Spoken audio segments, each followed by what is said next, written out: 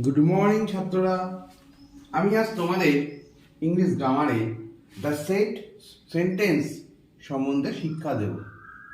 তোমরা যারা beginners of the students অর্থাৎ ক্লাস 5 থেকে পড়ো, 5-এর ছাত্রদের জন্য এবং 6-এর ছাত্রদের জন্য আমি তোমাদের সেন্টেন্স সম্বন্ধে শিক্ষা দেব।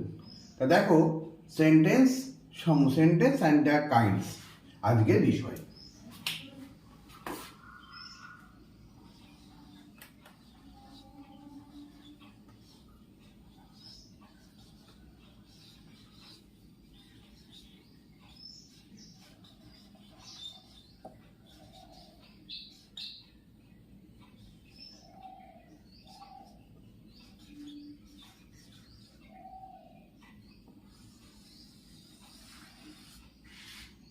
তাহলে দেখো, সেন্টেন্স আমরা কাকে বলি? কতগুলো শব্দ পাশাপাশি বসে যখন অর্থপূর্ণ মনের ভাব স্পষ্ট করে তখন তাকে সেন্টেন্স বা বাক্য বলা হয়। তাহলে এই সেন্টেন্স বা বাক্যের একটা কতগুলো বৈশিষ্ট্য আমাদের জানা দরকার। তাহলে কিসের ভিত্তিতে একটা সেন্টেন্স হতে পারে? দেখো, 1 নম্বর পয়েন্ট, প্রত্যেক সেন্টেন্সের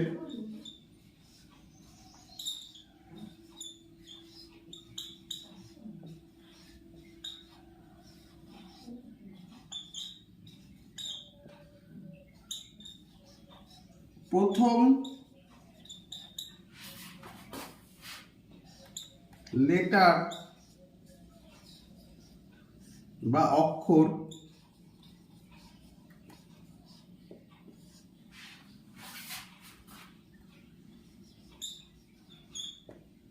বড় হাতের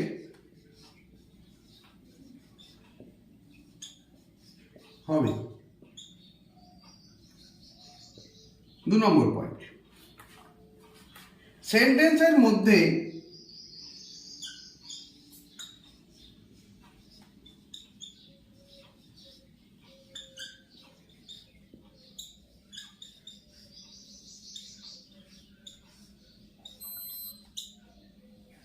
আই থাকলে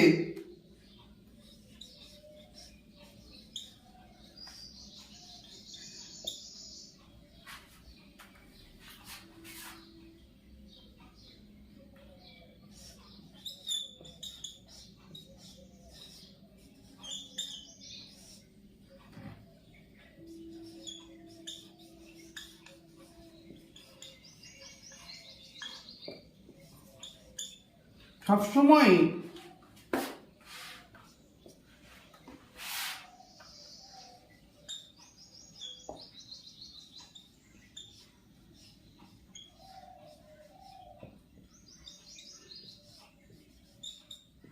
বড় হাতের হবে।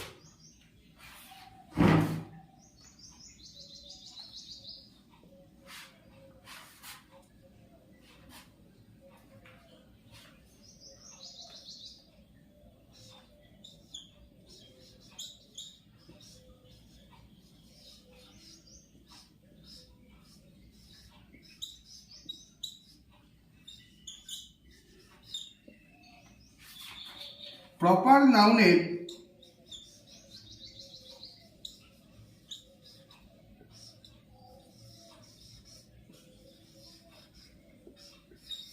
প্রথম লেটারটি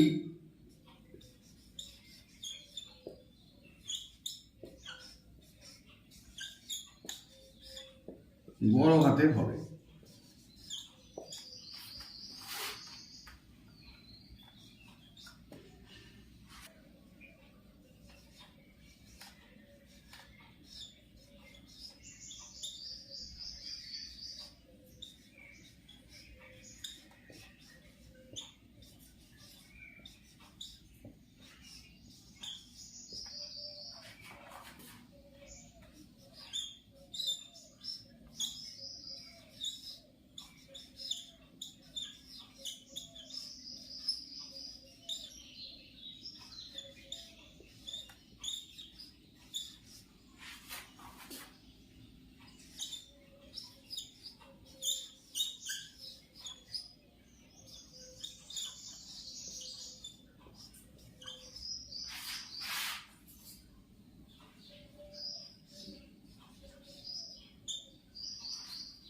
তারপর কি লিখলাম, সেন্টেন্স গঠন করতে সঠিকভাবে ওয়ার্ড অর্ডার মানতে হবে।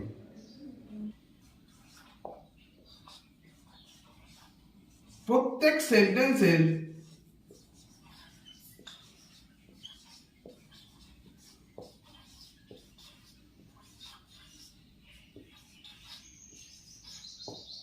একটি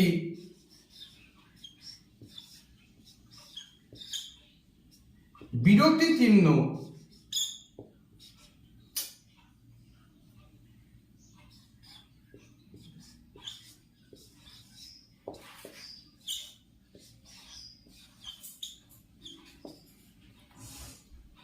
থাকতে হবে।